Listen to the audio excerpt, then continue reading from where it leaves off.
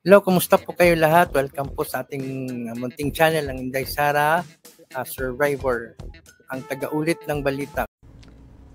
Ang eroplanong ginamit sa pagpapalipad kay President Digong sa dahig nga ba ang magiging susi na maglalahad ng katotohanan tungkol sa mga ilegalidad sa pag-aresto sa ating dating Pangulo at pagdadala sa kanya sa Netherlands?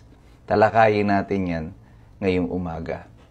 Noong pong March 27, naglabas po tayo ng video at sinabi ko po doon na mayroon akong inaasahang tanong mula kay Senator Amy Marcos na hindi niya naitanong. Ito ay tungkol doon sa eroplano.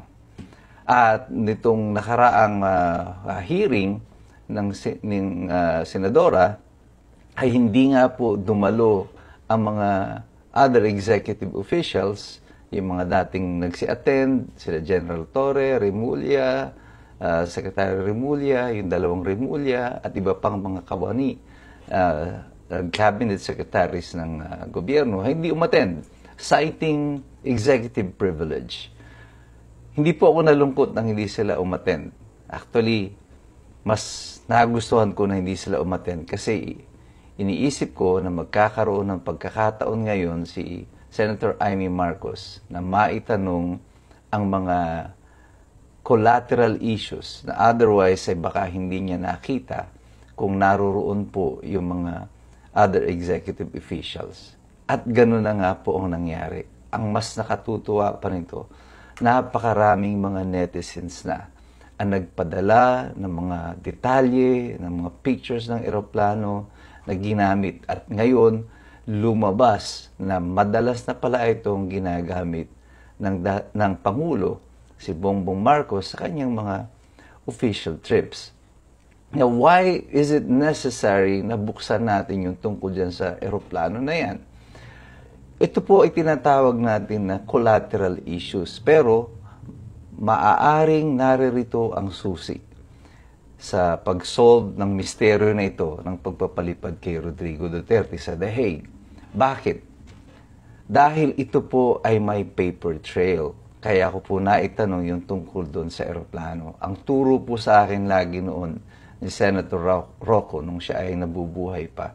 Nung kami ay naggagawa rin ng aming mga sariling investigasyon sa Senado, sabi niya, in criminal investigations like this, or in Senate investigations like this, what you should do is you should always follow the money. Sundan mo kung nasaan ang pera. Because ang money transactions will always leave a paper trail. Kagaya po yung ginamit na yan na pera sa eroplano. May mga resibo po yan. Meron yang mga dokumento na magsasabi kung paano ginastos yung pera, paano ito binayaran, at ang pinakamahalaga, sino ang binayaran.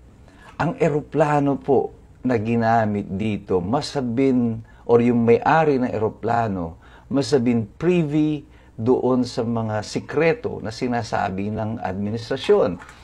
Mula din mismo kay Secretary Remulla, sinabi niya na pati ang media, they kept them out of the loop tungkol dito. Wala silang sinabihan. 4 lamang sila. The core group daw na binanggit niya na nagplano nito, nag-establish ng kung ano ang mga detalye, kung paano i-execute ito. At si General Torre, sa kanyang bibig, sinabi din niya, ang sinabi lang niya dito sa kanyang mga boss ay, just give me an airplane.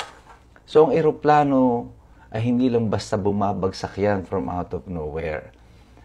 At dapat, kung sekreto ito, ay dapat yung kanilang kukuhanin na eroplano o kakausapin na may-ari ng eroplano is someone that they share confidence with.